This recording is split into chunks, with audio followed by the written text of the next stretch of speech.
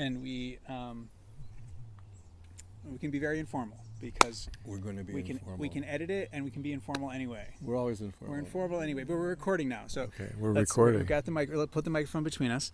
We're going to start. This is Dominic and Lewis. And we've got some friends here we're just going to talk with, and they're watching us. And you guys can get up and get drinks or whatever while we're talking. You're welcome to the chocolate. So I'm going to ask Lewis some questions, and you're welcome to ask any questions you want to elaborate on his answers, because we're just going to do some storytelling. And again, this might be a half hour or another week, but probably just a little while. And so I'm going to start interviewing you. Okay, I'm ready. We both can talk forever. Both of us. We both can talk forever. I'm a double Gemini. Yeah. I'm only a single Gemini. I'm a double Gemini. Oh, how funny. Yeah. Is that Gemini rising? Gemini rising with a moon in Pisces. Yeah. Gemini rising. So I think that a nice place that I wanted to start is you're in Mount Shasta. I am. And you were born in Michigan. Yeah. And lived for at least 28 years outside of the United States. Is that correct? Well, my career in the Foreign Service was 28 years. Some of it was in Washington, D.C. Once I was at the Air War College in Montgomery, Alabama. I taught at the U.S. Army Command and General Staff College in Kansas. But I've been moving around with the Foreign Service for 28 years.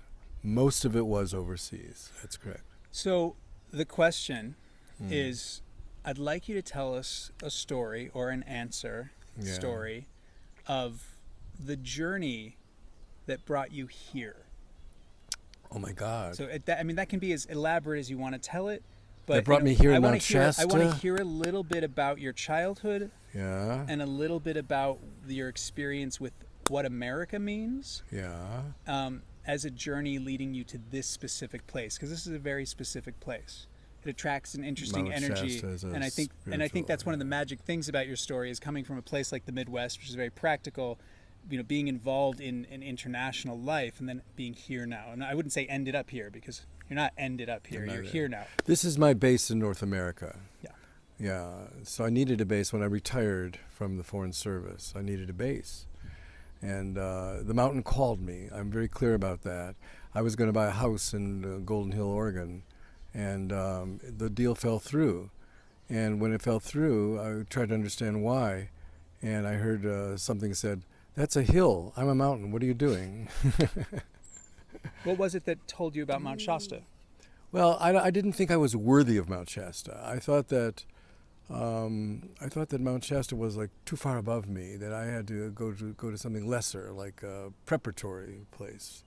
And I'd read about it, and I knew that it was a magical spot. It's reputed to be the root chakra of planet Earth, and I didn't think that I was worthy to come here, and yet it called me, so I'm here, and I found a home here, and as I said, this is my base in North America. Now, to start from childhood, being born in Detroit, so many of us came from dysfunctional families, but I don't feel my family is dysfunctional anymore. I think that the subject that interests me the most.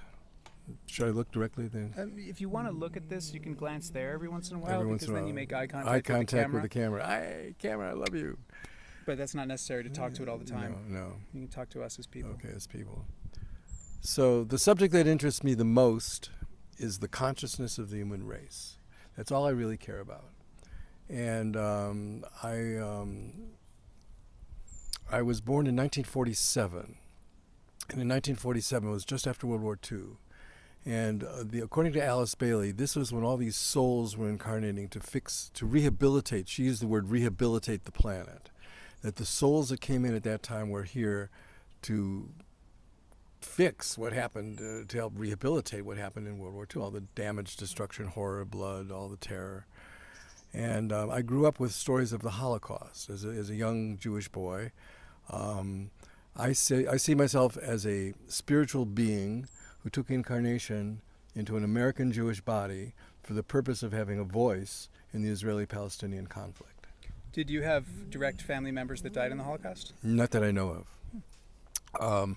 I'm third generation on my father's side and second generation American on my mother's side. So Israel did not exist when I was born. 1947, there was no Israel.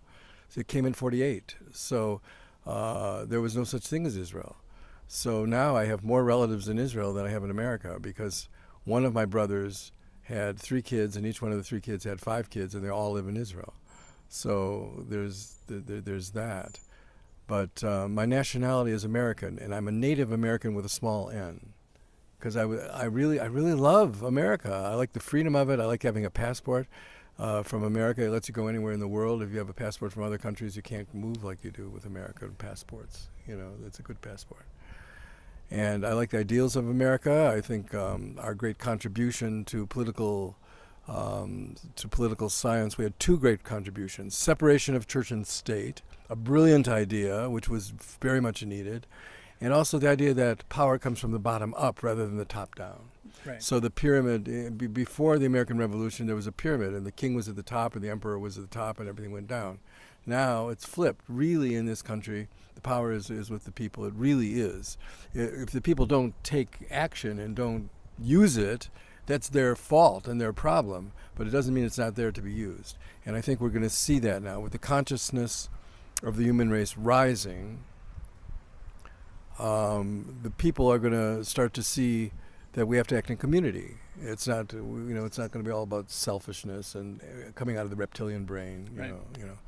So I'm running for office. How did that happen? We have a right-wing Republican gentleman, I'll say, who doesn't represent my values. No, because I want to keep it clean. Yeah. I don't want to make it dirty. You keep it open-hearted. I could use words. I could use words that would be hurtful and with barbs in them. It's very skillful. Well, that's what I have to do. Yeah. Because the first one who goes negative is going to be the guy who loses. So I'm not going to do that. So we have someone who does not represent my values and interests.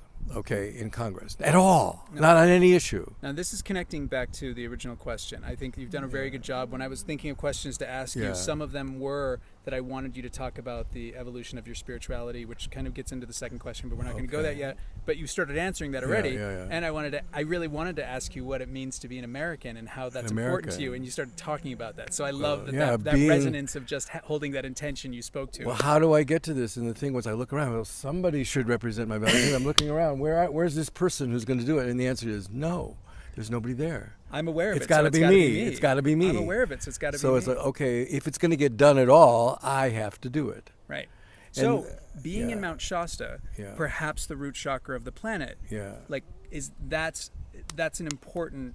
I mean, with what you just spoke of, it's important for you to be here in the root chakra. Very important. To help strengthen. I said to the mountain, I want to be the voice of Mount Shasta in the halls of Congress. That means 5 things: clean water, clean air, right human relations, stewardship of the animal, plant, and mineral kingdom, and protection of the 7th generation. That is my entire platform. Coming from that, I'm saying to people, vote your conscience. Vote your conscience, and that means get in touch with your values and talk to your conscience and listen to your conscience. And what does my conscience say? And then I say, wait till night, go outside, look up at the stars, and say, who should I vote for? And then be quiet and listen to the answer. And whatever the answer is, if it says Trump, vote for Trump. Listen to yourself, listen to your conscience, go inward for answers. That's been, and much of our spiritual teaching teaches us, it's not going to be outside of us. We're not going to find truth and an ananda, bliss, and all the things we're looking for. It's not going to be outside of us. It's going to be inside of us.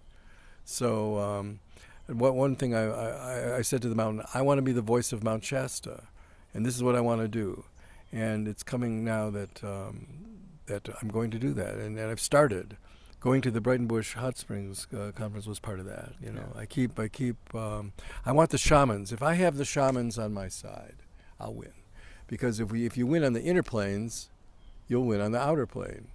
So I'm talking to the inner planes. I'm talking to the Ascended Master El Moria, who's in charge of government. This is what I'm doing, and I'm finding the wisest people, the people that I consider to be wise. I'm going to them and say, this is what I want to do. Can I get your endorsement? So are these some of your shamans? Everyone, shaman. All my shamans are here.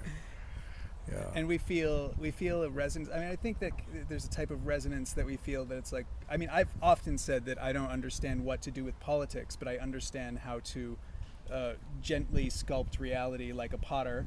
Yes. You know, that you have to hold your idea, your vision of reality in your heart and let reality form around that. Be a shaman. Don't be a shame man or a sham man or a showman. Or a showman. Showman. Yeah, we've done especially showman. So the word politician comes from the Greek word polis, which means city-state. And in ancient Greece, a politician was a man, usually always a man, who really represented the group's soul.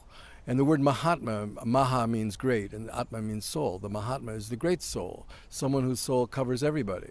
So a politician was a Mahatma in ancient Greece. And what's happened is the corruption that's creeped in because of money and influence and the general degeneration that happens with ideas over time. The word politician today is a curse word. You say, "Oh, he's a politician." That's like saying, you know, he's a you thief. Don't trust. He's a He's thief. somebody You can't who trust says what he him needs to say to get what he to wants. get what he wants. Yes. Whereas, the Confucius said Sheng Ming, rectification of the names. When the society goes down into chaos, the way to get it back is to use words properly. Bucky Fuller said the same thing. Buckminster Fuller, he didn't speak for 2 years because he wanted to use words properly. And then when he did speak, people didn't understand him because he was using words properly. He was using the true meaning of the words rather than the implied meaning of the words. The vernacular. The vernacular. He was using. So we want to A good example of that? pardon? A good example of that? Yeah, Of a word being used properly? yeah. Oh, he wants you to give one. Well, I'm talking about politician. Yes. I'm trying to bring the word back, take it back. Yes. So many things, like all our religions have been hijacked by idiots. So all of them, Agreed. without, and so we have to take it back. Just take it. When I was in Istanbul, the call to prayer went off, and I stopped. And I said, "Listen," because I found it so beautiful. And my friends, my Turkish friends who were Muslim, said, "Nah, these people cut off heads. These are crazy people. You know what do we?" I said, "No. They've hijacked. That's yours. They've taken it away from you. Yeah. Take it back. Take it back." And That's so, not the true. Yeah, to wash the greed, hatred, and delusion from the and roots of our corruption. religions. Yeah. Take it back. So, which means transform it into spirituality. Yeah, remove it from religion, turn it back into religion is a spirituality. control mechanism, And it's dead. It's a It's dogma. dead. It's an exoskeleton. It's a control Yeah. mechanism, and spirituality is a liberation mechanism. It's alive. It's Yeah. it's to liberate us. It's to liberate us. So where were we? I got carried away. I think there. that's very good. Do you Yeah. want to? I wanted to get your peace flag in the image. Oh yeah, so that's I just a good wanted idea. to The reframe banner a of little peace. Yeah, this is You can a talk a symbol. moment about I'll that, talk yeah. about that in a moment. So I don't have a representative in Congress. This congressional district consists of 11 counties, 8 full counties and 3 partial counties, and 10 of the 11 counties went for Bernie in the June 2016 primary.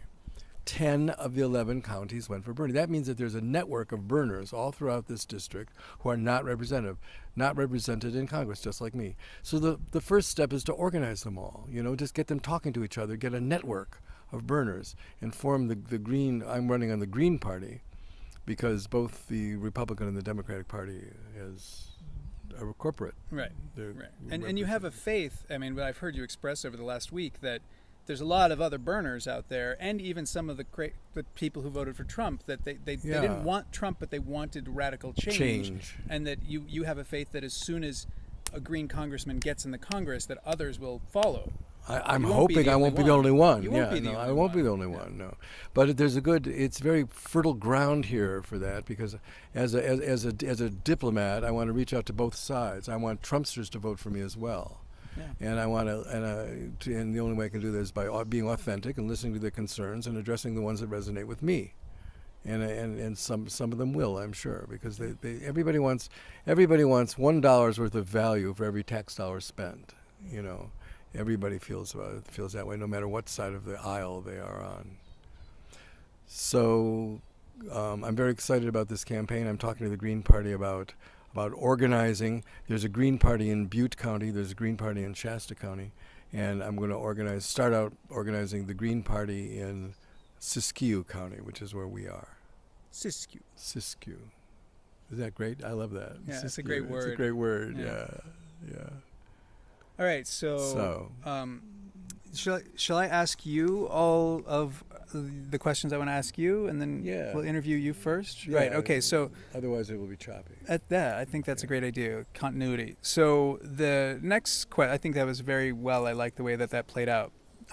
So the next question, similarly as I asked the first question, I'm going to give like a roundabout explanation here that you were born in 1947, again in Michigan, to not exactly religious Jewish family, correctly? No. Secular, pretty. They were pretty secular. And at this point, I know you're a partial owner of an ashram in India. You've studied lots of religions, have a regular meditation practice, and I would say pretty flexible body. So you've done asana, yoga, asana practice over the years. You're living in Mount Shasta, which is a very spiritual place, and you've gone from the person you were as a child, having a wife and kids, and now you've developed into a very spiritual, integrated homosexual. You're not a homosexual man, right? Mostly. And so I would like you to talk a little bit about your journey of that blossoming of spirituality and sexuality, the transformation of your spirituality throughout your life, from kind of being a secular Jew, which is more a cultural thing, into becoming a spiritual person, and then watching your sexuality blossom and flourish in that process. Yeah. And because again, I think it's a very interesting story, and I'd like you to talk some about that. Oh, that's a good question. I've never talked about it before. I've thought about it a lot. I've never talked about it. It's all about love, and manifesting love. It's just how love manifests, And when I was born, it was too dangerous to be openly. I felt sexual attractions for men, but I never acted on them because it was too dangerous. And I knew that I had things to do in life. And I saw that was a battle that I didn't have to fight. That wasn't my battle. I fought other battles, and I won those battles. And then other people fought this battle. And then when I was 50, I fell in love with a 28-year-old Pakistani man. And I was married. By that time, I'd been married, and I had a kid. And I felt like I was, I tell people, it's like an airplane that has 4 engines, but I was only flying on 2 of them. All my life, I was only using 2 engines. I had 4 engines. When I fell in love with this guy, whoa, I was flying on 4 engines. And I couldn't lie to my wife. It was a great trauma for us, to the 2 of us. And she went deep into herself. She got depressed at first. She went deep, and then when she came out of her depression, she said, okay. She said, I'm not jealous of a man because I can't compete with a man. But if you ever sleep with another woman, I will divorce you. And sure, not too many years after that, she passed away.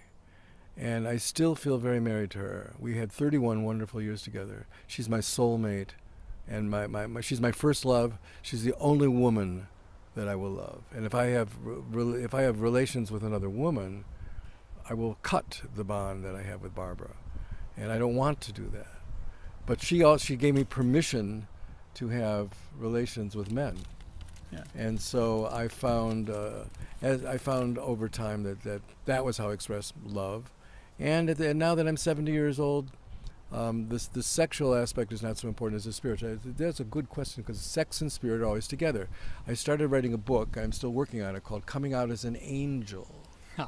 Coming out as an angel, because coming out sexually is easy compared to coming out spiritually. Yeah. And being open and honest about your spirituality in public, in front of other people, and being, no, I don't agree with this. I think that it's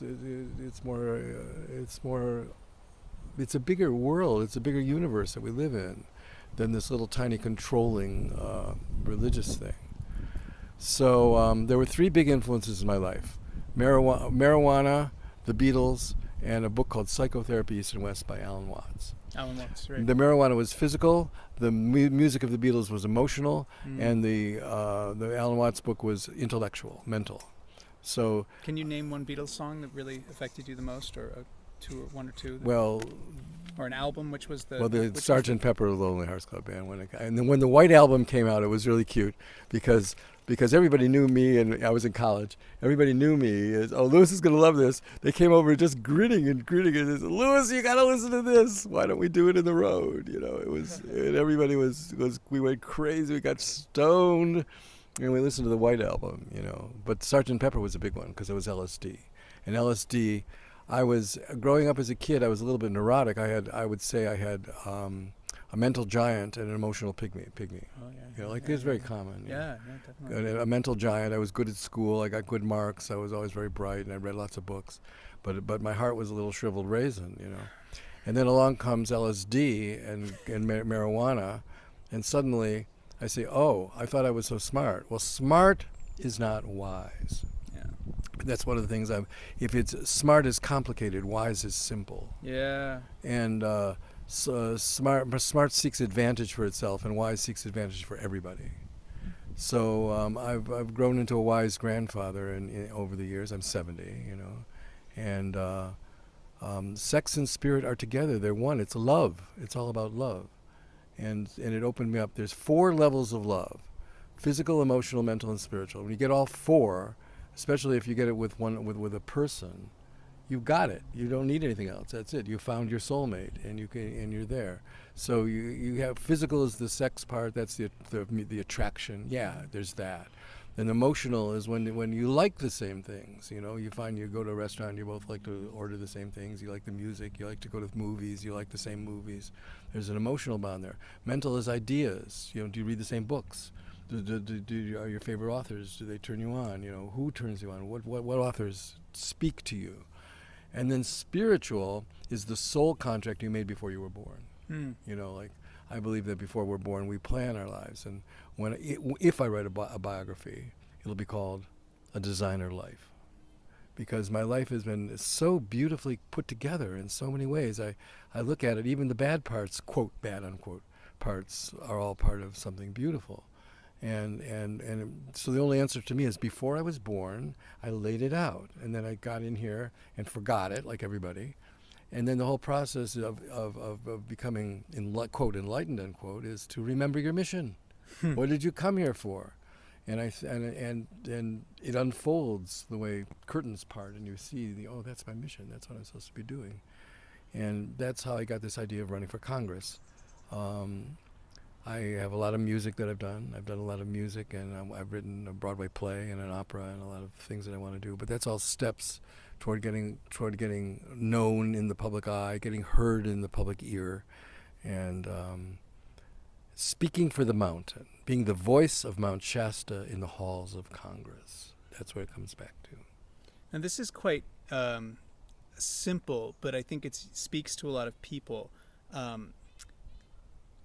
Do you identify as a spirituality or religion and sexuality? Are there identities that you feel comfortable saying? That's a good question. Yeah, that's a good question.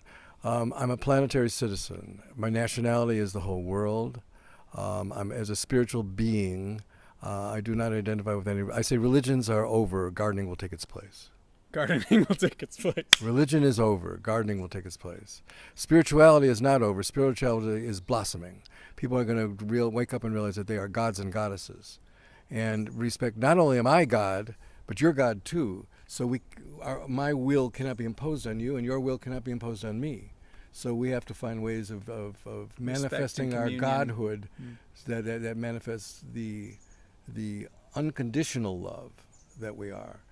Because the word love is so abused, I like to put the word unconditional in front of it so that people understand that it's not this. The Greeks talked about 6 different kinds of love, and the lowest was erotic love. That was the very lowest, and then it goes up. There's the love of parents for children. There's the love of friends. There's the love of brothers and sisters. It goes up and up and up. Then there's the love of God. There's the self-love, actually, the love of the highest self. So our culture, of course, flips it around so that they idolize erotic love as being like the highest that there is.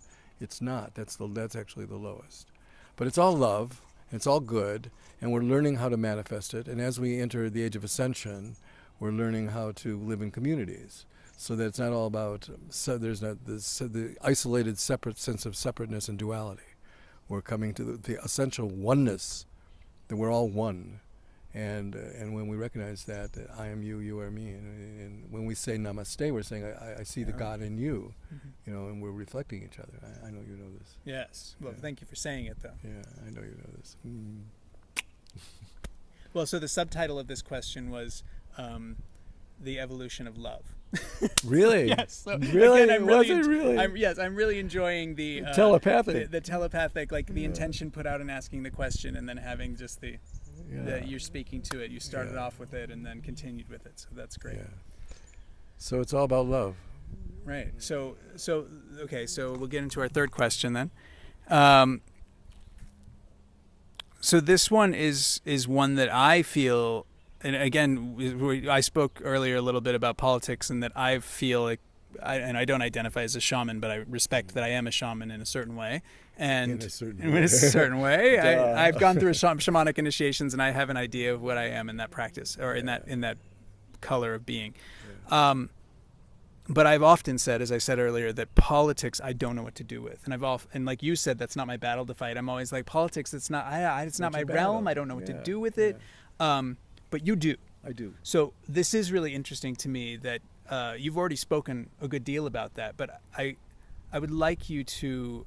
Well, let me say something. Okay. It's not about you giving me a prescription of what your future is. If a person is living in their stomach, yes, and their governing principle is instinct, they will vote Republican. They'll vote red. If a person is living in their head and their governing instinct is intellect, they will vote Democrat. They'll vote blue. But if a person is living in their heart and their governing instinct is intuition, they will vote green for the Green Party. Now, until now, there hasn't been that option. In other words, the ballot shows red and blue, and that's your choice. So if you're living in your heart and you want to do green, it's not on the ballot, so you can't vote for it. So my motivation in putting my name forth, putting my party forth, and is to give people this option. So and to me, remember we talked about the consciousness of the human race. The consciousness of the human race evolves from instinct to intellect to intuition. That's how it goes. And what's happening is, as the consciousness rises, more people will be using intuition. Fewer people will be coming from instinct, and the politics will therefore change. The flavor will change. Green is the color in the center of the spectrum of visible light. Balance, growth, and abundance, and green is balance. My personal mantra is balance, order, and harmony in my life, in my work, and in the world. This is the mantra that I have. So I go to green for balance. It's in the dead center of the spectrum of visible light, of the rainbow. The green is in the center. So every day I wake up in the morning, and I believe that more people have woken up than went to sleep the night before. So my army is growing. The people who are going to understand me intuitively, where I don't have to speak, but they'll get it. This guy gets it. I don't have to talk to him because he already gets it. Those people are the people who are going to vote for me, and they're going to work for me. I want Nako Bear to come here to Mount Shasta and do a concert. I want Marianne Williamson. I want the intuitives to come out here, and I want drum circles. I'm saying to shamans, have drum circles. Are you going to have a rally with They'll be Nako Bear, up Marianne there Williamson? on Bunny Flat. Yeah, why not? That's what I want. Yeah. On Mount Shasta, we're talking about let Mount Shasta speak in the halls of Congress. Let the voice of the water be heard. Let the voice of the air be heard. Let the voice of the animals, the plants, the minerals. It's not just about jobs and people and their foolish little dramas. I'm not saying that's not important, because if you're in the middle of life, but there's some people who are not going to vote for me because they don't get me, and they won't get me, and those people, God bless them. I'm not going to put them down. I'm not going to demonize them in any way. But I just feel that the world is coming in the direction that I'm talking about, that I incarnated on this planet for this purpose. I am not alone. And as I've grown in my 70 years, I've seen, it's like a Nike sign, how it swoops upward. Remember what the word Nike means? It means victory. Yeah, it's the name of a god, right? And a goddess, I think. Goddess of victory, Nike. And notice how it dips before it rises, the Nike symbol. So this is how I see the human consciousness is rising in this way, like a Nike symbol, and I'm part of that. I'm just a part of that. I'm just a guy, and but I'm fortunate in the sense that I've been able to remember so much of what my mission is, and to do it, and to stimulate and inspire others to do the same thing. Yeah. Okay.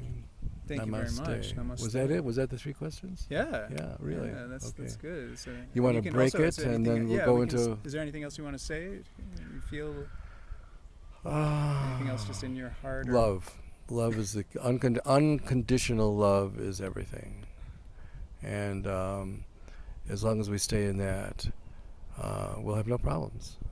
Right. And so our job is to stay in unconditional love. Unconditional love. Thank you.